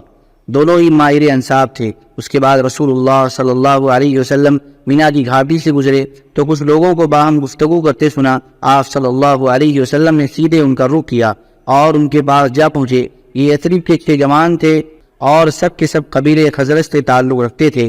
نام یہ ہیں: نمبر 1 اسعد بن زرارہ، قبیلے بنی نجار۔ نمبر 2 عوف بن حارث بن رفاع ابن عفرہ۔ نمبر 3 رافع بن مالک بن عجلان، قبیلے بنو زریق۔ نمبر 4 عتبہ بن عامر بن خدیدہ، قبیلے بنو سلمہ۔ نمبر 5 عقبہ بن عامر بن نابی، قبیلے بنی حرام بن کعب۔ نمبر 6 حارث بن عبداللہ بن ریاب، قبیلے بنی عبید بن غنم۔ یہ اہل یثرب کی خوش قسمتی تھی کہ وہ اپنے حلیف یہود مدینہ سے سنا کرتے تھے کہ اس زمانے میں ایک نبی بھیجا جانے والا ہے اور اب جلد ہی وہ نمودار ہوگا، ہم اس کی پیروی کر کے اس کی معیت میں تمہیں عاد ارم کی طرح قتل کر ڈالیں گے۔ رسول اللہ صلی اللہ علیہ وسلم نے ان کے پاس پہنچ کر دریافت کیا کہ آپ لوگ کون ہیں؟ انہوں نے کہا، ہم قبیلے خزرج سے تعلق رکھتے ہیں۔ آپ صلی اللہ علیہ وسلم نے فرمایا، یعنی یہود کے حریف؟ بولے ہاں۔ فرمایا، پھر کیوں نہ آپ حضرات بیٹھیں، کچھ بات چیت کی جائے۔ وہ لوگ بیٹھ گئے۔ آپ صلی اللہ علیہ وسلم نے ان کے سامنے اسلام کی حقیقت بیان فرمائی، انہیں اللہ عز و جل کی طرف دعوت دی اور قرآن کریم کی تلاوت فرمائی۔ انہوں نے آپس میں ایک دوسرے سے کہا، بھائی دیکھو، یہ تو وہی نبی معلوم ہوتے ہیں جن کا حوالہ دے کر یہود تمہیں دھمکیاں دیا کرتے ہیں، لہذا یہود تم پر سبقت نہ لے جانے پائیں۔ اس کے بعد انہوں نے فوراً آپ کی دعوت قبول کر لی اور مسلمان ہو گئے۔ یہ یثرب کے عقلاء الرجال تھے، حال ہی میں جو جنگ گزر چکی تھی اور جس کے دھوئیں اب تک فضا کو تاریک کیے ہوئے تھے، اس جنگ نے انہیں چھوڑ چھوڑ کر دیا تھا، اس لیے انہوں نے بجا طور پر یہ توقع قائم کی کہ آپ کی دعوت جنگ کے خاتمے کا ذریعہ ثابت ہوگی۔ چنانچہ انہوں نے کہا ہم اپنی قوم کو اس حالت میں چھوڑ کر آئے ہیں کہ کسی اور قوم میں ان کے جیسی عداوت و دشمنی نہیں پائی جاتی۔ امید ہے کہ اللہ آپ کے ذریعے انہیں یکجا کر دے گا۔ ہم وہاں جا کر لوگوں کو آپ کے مقصد کی طرف بلائیں گے اور دین جو ہم نے خود قبول کر لیا ہے ان پر بھی پیش کریں گے۔ اگر اللہ نے آپ پر ان کو یکجا کر دیا تو پھر آپ سے بڑھ کر کوئی اور معزز نہ ہوگا۔ اس کے بعد جب یہ لوگ مدینہ واپس ہوئے تو اپنے ساتھ اسلام کا پیغام بھی لے آئے، چنانچہ وہاں گھر گھر رسول اللہ صلی اللہ علیہ وسلم کا چرچا پھیل گیا۔ حضرت عائشہ رضی اللہ تعالیٰ عنہ سے نکاح۔ اسی سال شوال سن 11 نبوت میں رسول اللہ صلی اللہ علیہ وسلم نے حضرت عائشہ رضی اللہ تعالیٰ عنہ سے نکاح فرمایا۔ اس وقت ان کی عمر 6 برس تھی۔ پھر ہجرت کے پہلے سال شوال ہی کے مہینے میں مدینہ کے اندر ان کی رخصتی ہوئی، اس وقت ان کی عمر 9 برس تھی۔ اللہم صلی علی سیدنا و حبیبنا و محبوبنا و مولانا محمد وبارک وسلم۔ سبحان ربک رب العزة عما یصفون وسلام علی المرسلین والحمد للہ رب العالمین۔ بسم اللہ الرحمن الرحیم۔ پہلی بیعت عقبہ۔ ہم بتا چکے ہیں کہ نبوت کے 11ویں سال موسم حج میں یثرب کے 6 آدمیوں نے اسلام قبول کر لیا تھا اور رسول اللہ صلی اللہ علیہ وسلم سے وعدہ کیا تھا کہ اپنی قوم میں جا کر آپ صلی اللہ علیہ وسلم کی رسالت کی تبلیغ کریں گے۔ اس کا نتیجہ یہ ہوا کہ اگلے سال جب موسم حج آیا، یعنی ذی الحجہ 12 سن نبوی مطابق جولائی 621 عیسوی، تو 12 آدمی آپ صلی اللہ علیہ وسلم کی خدمت میں حاضر ہوئے۔ ان میں حضرت جابر بن عبداللہ بن ریاب رضی اللہ تعالیٰ عنہ کو چھوڑ کر باقی 5 وہی تھے جو پچھلے سال بھی آ چکے تھے، اور ان کے علاوہ 7 آدمی نئے تھے جن کے نام یہ ہیں۔ نمبر 1 معاذ بن حارث ابن عفرا قبیلہ بنی نجار۔ نمبر 2 ذکوان بن عبد القیس بنو زریق۔ نمبر 3 عبادہ بن صامت بنی غنم۔ نمبر 4 یزید بن ثعلبہ بنی غنم کے حلیف۔ نمبر 5 عباس بن عبادہ بن نضلہ قبیلہ بنی سالم یعنی خزرج۔ نمبر 6 ابو الہیثم بن تیعان بنی عبد الاشحل یعنی اوس۔ نمبر 7 ویم بن ساعدہ بنی عمرو بن عوف۔ ان میں صرف اخیر کے 2 آدمی قبیلہ اوس سے تھے، بقیہ سب کے سب قبیلہ خزرج سے تھے۔ ان لوگوں نے رسول اللہ صلی اللہ علیہ وسلم سے منی میں عقبہ کے پاس ملاقات کی اور آپ صلی اللہ علیہ وسلم سے چند باتوں پر بیعت کی۔ یہ باتیں وہی تھیں جن پر آئندہ صلح حدیبیہ کے بعد اور فتح مکہ کے وقت عورتوں سے بیعت لی گئی۔ عقبہ کی اس بیعت کی تفصیل صحیح بخاری میں حضرت عبادہ بن صامت رضی اللہ تعالیٰ عنہ سے مروی ہے۔ وہ بیان کرتے ہیں کہ رسول اللہ صلی اللہ علیہ وسلم نے فرمایا، آؤ مجھ سے اس بات پر بیعت کرو کہ اللہ کے ساتھ کسی چیز کو شریک نہ کرو گے، چوری نہ کرو گے، زنا نہ کرو گے، اپنی اولاد کو قتل نہ کرو گے، اپنے ہاتھ پاؤں کے درمیان سے گڑھ کر کوئی بہتان نہ لاؤ گے، اور کسی بھلی بات میں میری نافرمانی نہ کرو گے۔ جو شخص یہ ساری باتیں پوری کرے گا اس کا اجر اللہ پر ہے، اور جو شخص ان میں سے کسی چیز کا ارتکاب کر بیٹھے گا پھر اسے دنیا ہی میں اس کی سزا دے دی جائے گی تو یہ اس کے لیے کفارہ ہوگی، اور جو شخص ان میں سے کسی چیز کا ارتکاب کر بیٹھے گا پھر اللہ اس پر پردہ ڈال دے گا تو اس کا معاملہ اللہ کے حوالے ہے، چاہے تو سزا دے گا اور چاہے تو معاف کر دے گا۔ حضرت عبادہ رضی اللہ تعالیٰ عنہ فرماتے ہیں کہ ہم نے اس پر آپ صلی اللہ علیہ وسلم سے بیعت کی۔ مدینہ میں اسلام کا سفیر۔ بیعت پوری ہو گئی اور حج ختم ہو گیا تو نبی صلی اللہ علیہ وسلم نے ان لوگوں کے ہمراہ یثرب میں اپنا پہلا سفیر بھیجا تاکہ وہ مسلمانوں کو اسلامی احکام کی تعلیم دے اور انہیں دین کے در و بست سکھائے، اور جو لوگ اب تک شرک پر چلے آ رہے ہیں ان میں اسلام کی اشاعت کرے۔ نبی صلی اللہ علیہ وسلم نے اس سفارت کے لیے سابقین اولین میں سے ایک جوان کا انتخاب فرمایا جن کا نام نامی اور اسم گرامی مصعب بن عمیر عبدری رضی اللہ عنہ ہے۔ قابل رشک کامیابی۔ حضرت مصعب بن عمیر رضی اللہ تعالیٰ عنہ مدینہ پہنچے تو حضرت اسعد بن زرارہ رضی اللہ تعالیٰ عنہ کے گھر نزول فرما ہوئے۔ پھر دونوں نے مل کر اہل یثرب میں جوش و خروش سے اسلام کی تبلیغ شروع کر دی۔ حضرت مصعب رضی اللہ تعالیٰ عنہ مقری کی خطاب سے مشہور ہوئے۔ مقری کے معنی ہے پڑھانے والا، اس وقت معلم اور استاذ کو مقری کہتے تھے۔ تبلیغ کے سلسلے میں ان کی کامیابی کا ایک نہایت شاندار واقعہ یہ ہے کہ ایک روز حضرت اسعد بن زرارہ رضی اللہ تعالیٰ عنہ انہیں ہمراہ لے کر بنی عبد الاشحل اور بنی ظفر کے محلے میں تشریف لے گئے، اور وہاں بنی ظفر کے ایک باغ کے اندر مرق نامی ایک کنویں پر بیٹھ گئے۔ ان کے پاس چند مسلمان بھی جمع ہو گئے۔ اس وقت تک بنی عبد الاشحل کے دونوں سردار یعنی حضرت سعد بن معاذ اور حضرت اسید بن حضیر مسلمان نہیں ہوئے تھے بلکہ شرک پر ہی تھے۔ انہیں جب خبر ہوئی تو حضرت سعد رضی اللہ تعالیٰ عنہ نے حضرت اسید رضی اللہ تعالیٰ عنہ سے کہا کہ ذرا جاؤ اور ان دونوں کو جو ہمارے کمزوروں کو بیوقوف بنانے آئے ہیں ڈانٹ دو اور ہمارے محلے میں آنے سے منع کر دو، چونکہ اسعد بن زرارہ میری خالہ کا لڑکا ہے اس لیے تمہیں بھیج رہا ہوں، ورنہ یہ کام میں خود انجام دے دیتا۔ اسید رضی اللہ تعالیٰ عنہ نے اپنا حربہ اٹھایا اور ان دونوں کے پاس پہنچے۔ حضرت اسعد نے انہیں آتا دیکھ کر حضرت مصعب سے کہا یہ اپنی قوم کا سردار ہے، تمہارے پاس آ رہا ہے، اس کے بارے میں اللہ تعالیٰ سے سچائی اختیار کرنا۔ حضرت مصعب نے کہا اگر یہ بیٹھا تو اس سے بات کروں گا۔ اسید پہنچے تو ان کے پاس کھڑے ہو کر سخت سست کہنے لگے، بولے تم دونوں ہمارے یہاں کیوں آئے ہو؟ ہمارے کمزوروں کو بیوقوف بناتے ہو، یاد رکھو اگر تمہیں اپنی جان کی ضرورت ہے تو ہم سے الگ ہی رہو۔ حضرت مصعب نے کہا کیوں نہ آپ بیٹھیں اور کچھ سنیں، اگر کوئی بات پسند آ جائے تو قبول کر لیں، پسند نہ آئے تو چھوڑ دیں۔ حضرت اسید نے کہا بات منصفانہ کہہ رہے ہو۔ اس کے بعد اپنا حربہ گاڑ کر بیٹھ گئے۔ اب حضرت مصعب رضی اللہ تعالیٰ عنہ نے اسلام کی بات شروع کی اور قرآن کی تلاوت فرمائی۔ ان کا بیان ہے کہ بخدا ہم نے حضرت اسید کے بولنے سے پہلے ہی ان کے چہرے کی چمک دمک سے ان کے اسلام کا پتہ لگا لیا۔ اس کے بعد انہوں نے زبان کھولی تو فرمایا یہ تو بڑا ہی عمدہ اور بہت ہی خوبتر ہے، تم لوگ کسی کو اس دین میں داخل کرنا چاہتے ہو تو کیا کرتے ہو؟ انہوں نے کہا آپ غسل کریں، کپڑے پاک کر لیں، پھر حق کی شہادت دیں، پھر 2 رکعت نماز پڑھیں۔ انہوں نے اٹھ کر غسل کیا یا کپڑے پاک کیے، کلمہ شہادت ادا کیا اور 2 رکعت نماز پڑھی، پھر بولے میرے پیچھے ایک اور شخص ہے، اگر وہ تمہارا پیروکار بن جائے تو اس کی قوم کا کوئی آدمی پیچھے نہ رہے گا، اور میں اس کو ابھی تمہارے پاس بھیج رہا ہوں۔ اشارہ حضرت سعد بن معاذ رضی اللہ تعالیٰ عنہ کی طرف تھا۔ اس کے بعد حضرت اسید رضی اللہ تعالیٰ عنہ نے اپنا حربہ اٹھایا اور پلٹ کر حضرت سعد رضی اللہ تعالیٰ عنہ کے پاس پہنچے۔ وہ اپنی قوم کے ساتھ محفل میں تشریف فرما تھے۔ حضرت اسید کو دیکھ کر بولے بخدا میں کہہ رہا ہوں کہ یہ شخص تمہارے پاس جو چہرہ لے کر آ رہا ہے یہ وہ چہرہ نہیں ہے جسے لے کر گیا تھا۔ پھر جب حضرت اسید رضی اللہ تعالیٰ عنہ محفل کے پاس آن کھڑے ہوئے تو حضرت سعد نے ان سے دریافت کیا کہ تم نے کیا کیا؟ انہوں نے کہا میں نے ان دونوں سے بات کی تو اللہ مجھے کوئی حرج تو نظر نہیں آیا، ویسے میں نے انہیں منع کر دیا اور انہوں نے کہا کہ ہم وہی کریں گے جو آپ چاہیں گے، اور مجھے معلوم ہوا ہے کہ بنی حارثہ کے لوگ اسعد بن زرارہ کو قتل کرنے گئے ہیں، اور اس کی وجہ یہ ہے کہ وہ جانتے ہیں کہ اسعد آپ کی خالہ کا لڑکا ہے، لہذا وہ چاہتے ہیں کہ آپ کا عہد توڑ دیں۔ یہ سن کر سعد غصے سے بھڑک اٹھے اور اپنا نیزہ لے کر سیدھے ان دونوں کے پاس پہنچے۔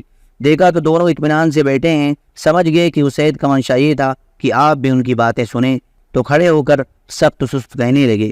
پھر اسعد بن زرارہ کو مخاطب کر کے بولے خدا کی قسم ہے ابو امامہ، اگر میرے اور تیرے درمیان قرابت کا معاملہ نہ ہوتا تو تم مجھ سے اس کی امید نہ رکھ سکتے تھے، ہمارے محلے میں آ کر ایسی حرکتیں کرتے ہو جو ہمیں گوارا نہیں۔ ادھر حضرت اسعد رضی اللہ تعالیٰ عنہ نے حضرت مصعب رضی اللہ تعالیٰ عنہ سے پہلے ہی کہہ دیا تھا کہ بخدا تمہارے پاس ایک ایسا سردار آ رہا ہے جس کے پیچھے اس کی پوری قوم ہے، اگر اس سے تمہاری بات مان لی تو پھر ان میں سے کوئی بھی پیچھے نہ رہے گا۔ اس لیے حضرت مصعب رضی اللہ تعالیٰ عنہ نے حضرت سعد سے کہا کیوں نہ آپ تشریف رکھیں اور سنیں، اگر کوئی بات پسند آ گئی تو قبول کر لیں، اور اگر پسند نہ آئی تو ہم آپ کی ناپسندیدہ بات کو آپ سے دور ہی رکھیں گے۔ حضرت سعد نے کہا انصاف کی بات کہتے ہو۔ اس کے بعد اپنا نیزہ گاڑ کر بیٹھ گئے۔ حضرت مصعب رضی اللہ تعالیٰ عنہ نے ان پر اسلام پیش کیا اور قرآن کی تلاوت کی۔ ان کا بیان ہے کہ ہمیں حضرت سعد کے بولنے سے پہلے ہی ان کے چہرے کی چمک دمک سے ان کے اسلام کا پتہ لگ گیا۔ اس کے بعد انہوں نے زبان کھولی اور فرمایا تم لوگ اسلام لاتے ہو تو کیا کرتے ہو؟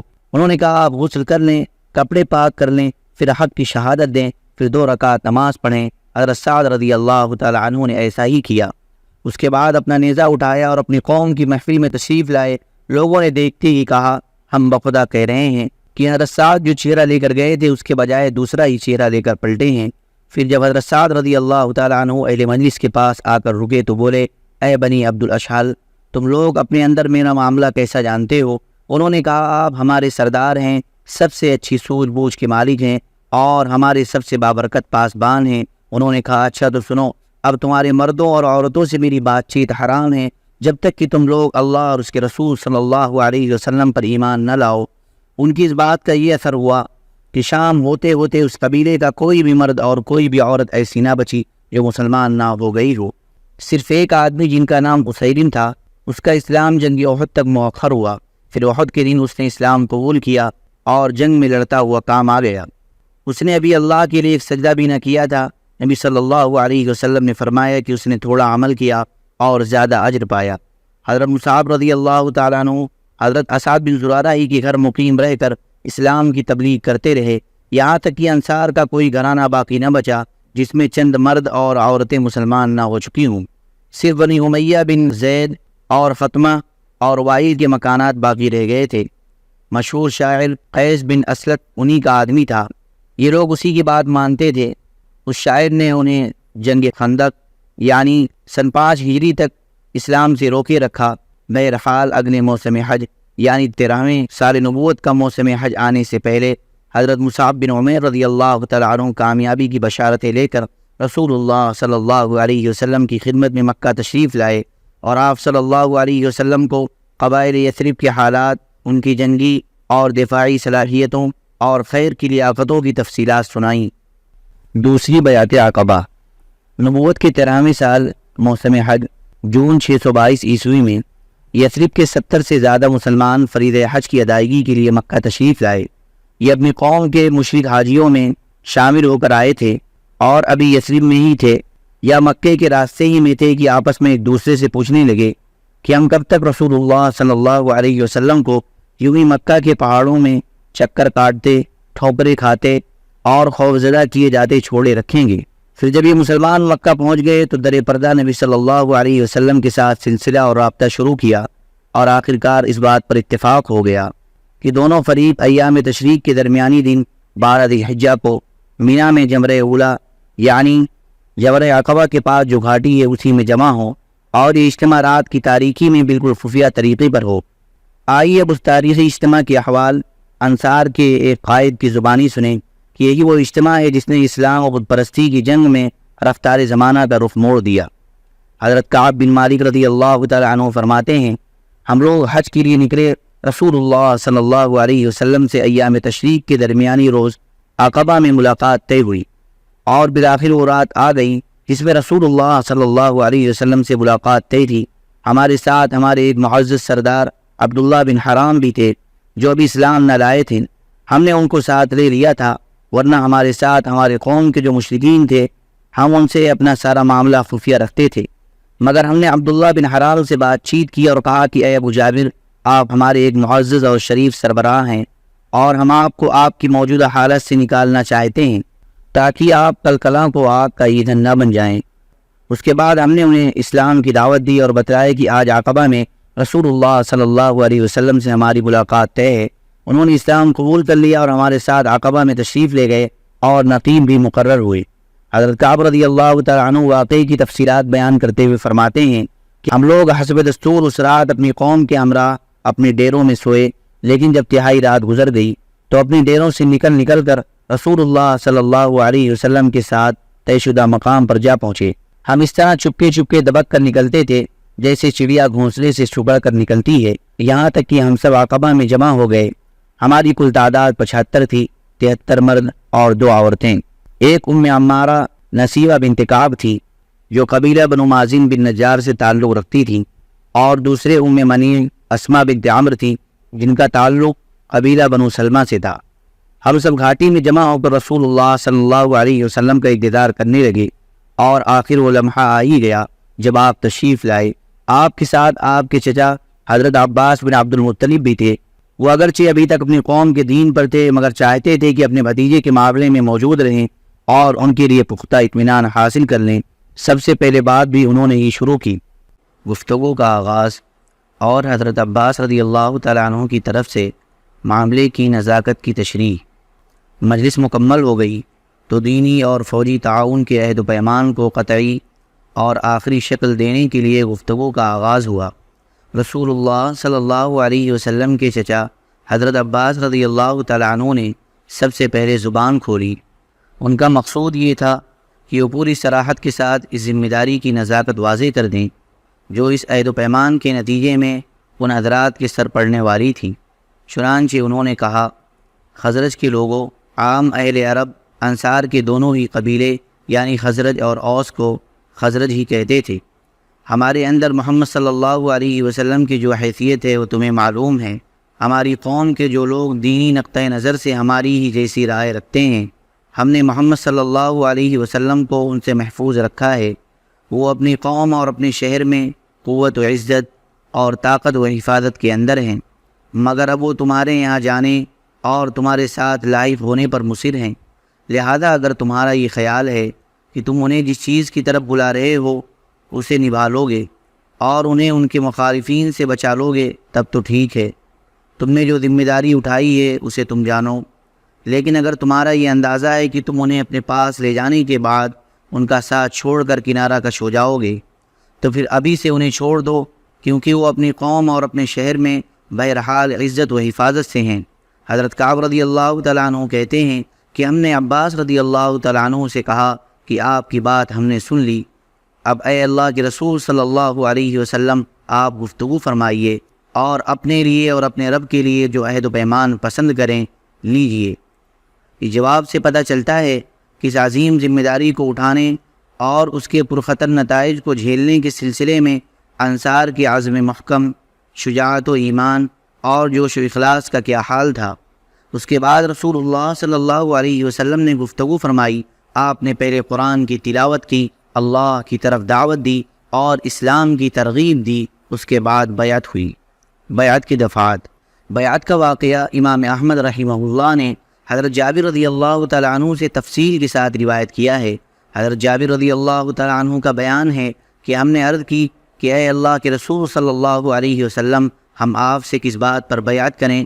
آپ نے فرمایا اس بات پر، نمبر 1 چستی اور سستی ہر حال میں بات سنو گے اور مانو گے، نمبر 2 تنگی اور خوشحالی ہر حال میں مال خرچ کرو گے، نمبر 3 بھلائی کا حکم دو گے اور برائی سے روکو گے، نمبر 4 اللہ کی راہ میں اٹھ کھڑے ہوگے اور اللہ کے معاملے میں کسی ملامت گر کی ملامت کی پرواہ نہ کرو گے، نمبر 5 اور جب میں تمہارے پاس آ جاؤں گا تو میری مدد کرو گے اور جس چیز سے اپنی جان اور اپنے بال بچوں کی حفاظت کرتے ہو اس سے میری بھی حفاظت کرو گے۔ حضرت کعب رضی اللہ تعالیٰ عنہ کی روایت میں ہے، جسے ابن اسحاق نے ذکر کیا ہے، صرف آخری دفعہ یعنی 5 نمبر کا ذکر ہے۔ چنانچہ اس میں کہا گیا ہے کہ رسول اللہ صلی اللہ علیہ وسلم نے قرآن کی تلاوت، اللہ کی طرف دعوت اور اسلام کی ترغیب دینے کے بعد فرمایا، میں تم سے اس بات پر بیعت لیتا ہوں کہ تم اس چیز سے میری حفاظت کرو گے جس سے اپنے بال بچوں کی حفاظت کرتے ہو۔ اس پر حضرت برا بن معروف رضی اللہ تعالیٰ عنہ نے آپ صلی اللہ علیہ وسلم کا ہاتھ پکڑا اور کہا، ہاں اس ذات کی قسم جس نے آپ کو نبی برحق بنا کر بھیجا ہے، ہم یقیناً اس چیز سے آپ کی حفاظت کریں گے جس سے اپنے بال بچوں کی حفاظت کرتے ہیں۔ لہذا اے اللہ کے رسول صلی اللہ علیہ وسلم، آپ ہم سے بیعت لیجئے، ہم خدا کی قسم جنگ کے بیٹے ہیں اور ہتھیار ہمارا کھلونا ہے، ہماری یہی ریت باپ دادا سے چلی آ رہی ہے۔ حضرت کعب رضی اللہ تعالیٰ عنہ کہتے ہیں کہ حضرت برا رسول اللہ صلی اللہ علیہ وسلم سے بات کر ہی رہے تھے کہ ابو الہیثم بن تیہان رضی اللہ تعالیٰ عنہ نے بات کاٹتے ہوئے کہا، اے اللہ کے رسول صلی اللہ علیہ وسلم، ہمارے اور کچھ لوگوں یعنی یہود کے درمیان عہد و پیمان کی رسیاں ہیں اور اب ہم ان رسیوں کو کاٹنے والے ہیں، تو کہیں ایسا تو نہیں ہوگا کہ ہم ایسا کر ڈالیں پھر اللہ آپ کو غلبہ و ظہور عطا فرمائے تو آپ ہمیں چھوڑ کر اپنی قوم کی طرف پلٹ آئیں۔ یہ سن کر رسول اللہ صلی اللہ علیہ وسلم نے تبسم فرمایا، پھر فرمایا، نہیں، بلکہ آپ لوگوں کا خون میرا خون اور آپ لوگوں کی بربادی میری بربادی ہے، میں آپ سے ہوں اور آپ مجھ سے ہیں، جس سے آپ جنگ کریں گے اس سے میں جنگ کروں گا اور جس سے آپ صلح کریں گے اس سے میں صلح کروں گا۔ خطرناکی بیعت کی مقرر یاد دہانی۔ بیعت کی شرائط کے متعلق گفت و شنید مکمل ہو چکی اور لوگوں نے بیعت شروع کرنے کا ارادہ کیا تو صف اول کے 2 مسلمان جو نبوت کے 11ویں سال اور نبوت کے 12ویں سال ایام حج میں مسلمان ہوئے تھے، ایک کے بعد دیگرے اٹھے تاکہ لوگوں کے سامنے ان کی ذمہ داری کی نزاکت اور خطرناکی کو اچھی طرح واضح کر دیں، اور یہ لوگ معاملے کے سارے پہلوؤں کو اچھی طرح سمجھ لینے کے بعد ہی بیعت کریں۔ اس سے یہ بھی پتہ لگانا مقصود تھا کہ قوم کس حد تک قربانی دینے کے لیے تیار ہے۔ ابن اسحاق کہتے ہیں کہ جب لوگ بیعت کے لیے جمع ہو گئے تو حضرت عباس بن عبادہ بن نضلہ نے کہا، تم لوگ جانتے ہو کہ ان سے اشارہ نبی صلی اللہ علیہ وسلم کی طرف تھا کس بات پر بیعت کر رہے ہو؟ جی ہاں کی آوازوں پر حضرت عباس رضی اللہ تعالیٰ عنہ نے کہا، تم ان سے سرخ اور سیاہ لوگوں سے جنگ پر بیعت کر رہے ہو۔ اگر تمہارا یہ خیال ہو کہ جب تمہارے اموال کا صفایا کر دیا جائے گا اور تمہارے اشراف قتل کر دیے جائیں گے تو تم ان کا ساتھ چھوڑ دو گے، تو ابھی سے چھوڑ دو، کیونکہ اگر تم نے انہیں لے جانے کے بعد چھوڑ دیا تو یہ دنیا اور آخرت کی رسوائی ہوگی۔ اور اگر تمہارا یہ خیال ہے کہ تم مال کی تباہی اور اشراف کے قتل کے باوجود وہ عہد نبھاؤ گے جس کی طرف تم نے انہیں بلایا ہے، تو پھر بے شک تم انہیں لے لو، کیونکہ یہ خدا کی قسم دنیا اور آخرت کی بھلائی ہے۔ اس پر سب نے بیک آواز کہا، ہم مال کی تباہی اور اشراف کے قتل کا خطرہ مول لے کر انہیں قبول کرتے ہیں۔ ہاں اے اللہ کے رسول صلی اللہ علیہ وسلم، ہم نے یہ عہد پورا کیا تو ہمیں اس کے عوض کیا ملے گا؟ آپ صلی اللہ علیہ وسلم نے فرمایا، جنت۔ لوگوں نے عرض کی، اپنا ہاتھ پھیلائیے۔ آپ نے اپنا ہاتھ پھیلایا اور لوگوں نے بیعت کی۔ حضرت جابر رضی اللہ تعالیٰ عنہ کا بیان ہے کہ اس وقت ہم بیعت کرنے اٹھے تو حضرت اسعد بن زرارہ نے، جو ان 70 آدمیوں میں سب سے کم عمر تھے، آپ صلی اللہ علیہ وسلم کا ہاتھ پکڑ لیا اور بولے، اہل یثرب ذرا ٹھہر جاؤ، ہم آپ کی خدمت میں اونٹوں کے کلیجے مار کر، یعنی لمبا چوڑا سفر کر کے اس یقین کے ساتھ حاضر ہوئے ہیں کہ آپ اللہ کے رسول ہیں۔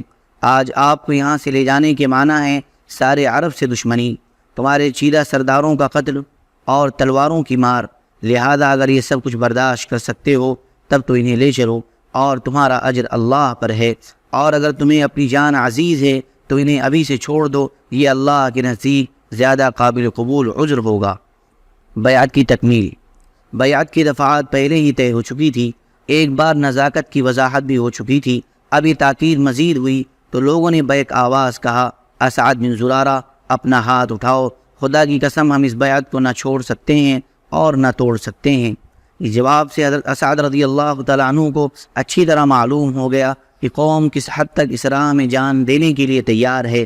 در حقیقت حضرت اسعد بن زرارہ حضرت مصعب بن عمیر رضی اللہ تعالیٰ عنہ کے ساتھ مل کر مدینے میں اسلام کے سب سے بڑے مبلغ تھے، اس لیے طبعی طور پر وہی ان بیعت کنندگان کے دینی سربراہ بھی تھے، اور اسی لیے سب سے پہلے انہوں نے بیعت بھی کی۔ چنانچہ ابن اسحاق کی روایت ہے کہ بنو نجار کہتے ہیں کہ ابو امامہ اسعد بن زرارہ سب سے پہلے آدمی ہیں جنہوں نے آپ صلی اللہ علیہ وسلم سے ہاتھ ملایا، اور اس کے بعد بیعت عامہ ہوئی۔ حضرت جابر رضی اللہ تعالی عنہ کا بیان ہے کہ ہم لوگ ایک ایک آدمی کر کے اٹھے اور آپ نے ہم سے بیعت لی اور اس کے عوض جنت کی بشارت دی۔ باقی رہی دو عورتیں جو اس موقع پر حاضر تھیں تو ان کی بیعت صرف زبانی ہوئی۔ رسول اللہ صلی اللہ علیہ وسلم نے کبھی کسی اجنبی عورت سے مصافحہ نہیں کیا۔ 12 نقیب۔ بیعت مکمل ہو چکی تو رسول اللہ صلی اللہ علیہ وسلم نے یہ تجویز رکھی کہ 12 سربراہ منتخب کر لیے جائیں جو اپنی اپنی قوم کے نقیب ہوں، اور اس بیعت کی دفعات پر عمل درآمد کے لیے اپنی قوم کی طرف سے وہی ذمہ دار اور مکلف ہوں گے۔ آپ کا ارشاد تھا کہ آپ لوگ اپنے اندر سے 12 نقیب پیش کیجئے تاکہ وہی لوگ اپنی اپنی قوم کے معاملات کے ذمہ دار ہوں۔ آپ کے اس ارشاد پر فوراً ہی نقیبوں کا انتخاب عمل میں آیا۔ 9 خزرج سے منتخب کیے گئے اور 3 اوس سے۔ نام یہ ہیں: خزرج کے نقبہ: نمبر 1 اسعد بن زرارہ بن عدس، نمبر 2 سعد بن ربیع بن عمرو، نمبر 3 عبداللہ بن رواحہ بن ثعلبہ، نمبر 4 رافع بن مالک بن عجلان، نمبر 5 برا بن معرور بن صخر، نمبر 6 عبداللہ بن عمرو بن حرام، نمبر 7 عبادہ بن صامت بن قیس، نمبر 8 سعد بن عبادہ بن دلیم، نمبر 9 منذر بن عمرو بن خنیس۔ اوس کے نقبہ: نمبر 1 اسید بن حضیر بن سماک، نمبر 2 سعد بن خشیمہ بن حارث، نمبر 3 رفاعہ بن عبد المنذر بن زبیر۔ جب ان نقبہ کا انتخاب ہو چکا تو ان سے سردار اور ذمہ دار ہونے کی حیثیت سے رسول اللہ صلی اللہ علیہ وسلم نے ایک اور عہد لیا۔ آپ صلی اللہ علیہ وسلم نے فرمایا، آپ لوگ اپنی قوم کے جملہ معاملات کے کفیل ہیں، جیسے حواری حضرت عیسیٰ علیہ السلام کی جانب سے کفیل ہوئے تھے، اور میں اپنی قوم یعنی مسلمانوں کا کفیل ہوں۔ ان سب نے کہا، جی ہاں۔ شیطان معاہدے کا انکشاف کرتا ہے۔ معاہدہ مکمل ہو چکا تھا اور اب لوگ بکھرنے ہی والے تھے کہ ایک شیطان کو اس کا پتہ لگ گیا، چونکہ یہ انکشاف بالکل آخری لمحات میں ہوا تھا اور اتنا موقع نہ تھا کہ یہ خبر چپکے سے قریش کو پہنچا دی جائے اور وہ اچانک اس اجتماع کے شرکا پر ٹوٹ پڑیں اور انہیں گھاٹی میں ہی جا لیں۔ اس لیے شیطان نے جھٹ ایک اونچی جگہ کھڑے ہو کر نہایت بلند آواز سے، جو شاید ہی کبھی سنی گئی ہوگی، یہ پکار لگائی، خیمے والوں، محمد صلی اللہ علیہ وسلم کو دیکھو، اس وقت بددین اس کے ساتھ ہیں اور تم سے لڑنے کے لیے جمع ہیں۔ رسول اللہ صلی اللہ علیہ وسلم نے فرمایا، یہ اس گھاٹی کا شیطان ہے۔ او اللہ کے دشمن سن، اب میں تیرے لیے جلد ہی فارغ ہو رہا ہوں۔ اس کے بعد آپ صلی اللہ علیہ وسلم نے لوگوں سے فرمایا کہ وہ اپنے ڈیروں پر چلے جائیں۔ قریش پر ضرب لگانے کے لیے انصار کی مستعدی۔ اس شیطان کی آواز سن کر حضرت عباس بن عبادہ بن نغلہ نے فرمایا، اس ذات کی قسم جس نے آپ کو حق کے ساتھ مبعوث فرمایا ہے، آپ چاہیں تو ہم کل اہل مینا پر اپنی تلواروں کے ساتھ ٹوٹ پڑیں۔ آپ نے فرمایا، ہمیں اس کا حکم نہیں دیا گیا ہے، بس آپ لوگ اپنے ڈیروں میں چلے جائیں۔ اس کے بعد لوگ واپس جا کر سو گئے یہاں تک کہ صبح ہو گئی۔ رؤساء یثرب سے قریش کا احتجاج۔ یہ خبر قریش کے کانوں تک پہنچی تو غم و الم کی شدت سے ان کے اندر کوہرام مچ گیا، کیونکہ اس جیسی بیعت کے جو نتائج ان کی جان و مال پر مرتب ہو سکتے تھے اس کا انہیں اچھی طرح اندازہ تھا۔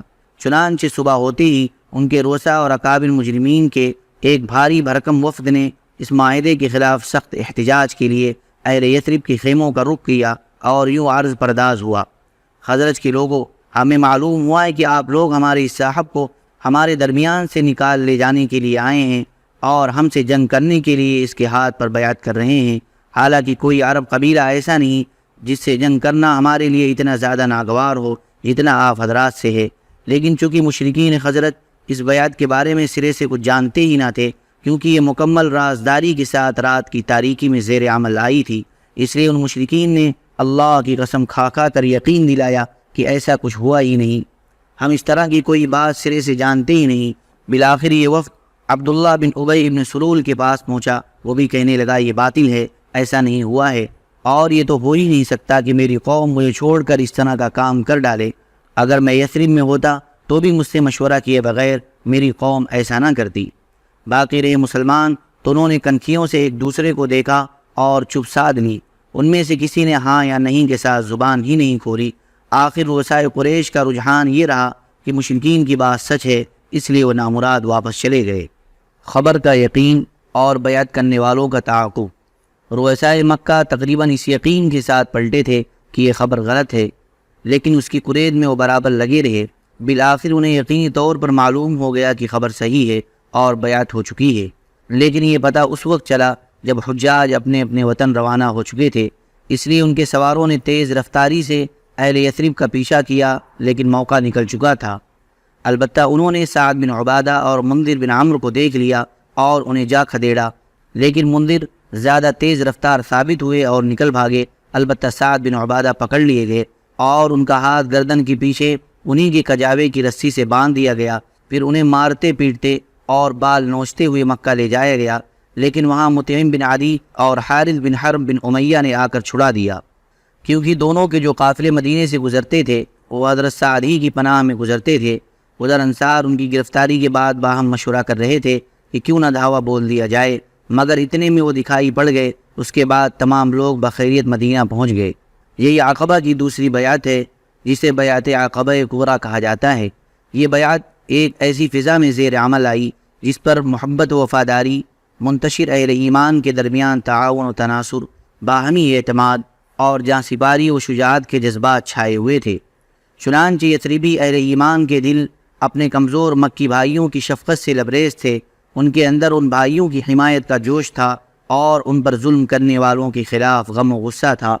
ان کے سینے اپنے اس بھائی کی محبت سے سرشار تھے جسے دیکھے بغیر محض للہ فی اللہ اپنا بھائی قرار دے لیا تھا، اور یہ جذبات و احساسات محض کسی عارضی کشش کا نتیجہ نہ تھا جو دن گزرنے کے ساتھ ساتھ ختم ہو جاتی، بلکہ اس کا منبع ایمان باللہ، ایمان بالرسول اور ایمان بالکتاب تھا، یعنی وہ ایمان جو ظلم و عدوان کی کسی بڑی سی بڑی قوت کے سامنے سرنگو نہیں ہوتا، وہ ایمان کی جب اس کی باد بہاری چلتی ہے تو عقیدہ و عمل میں عجائبات کا ظہور ہوتا ہے۔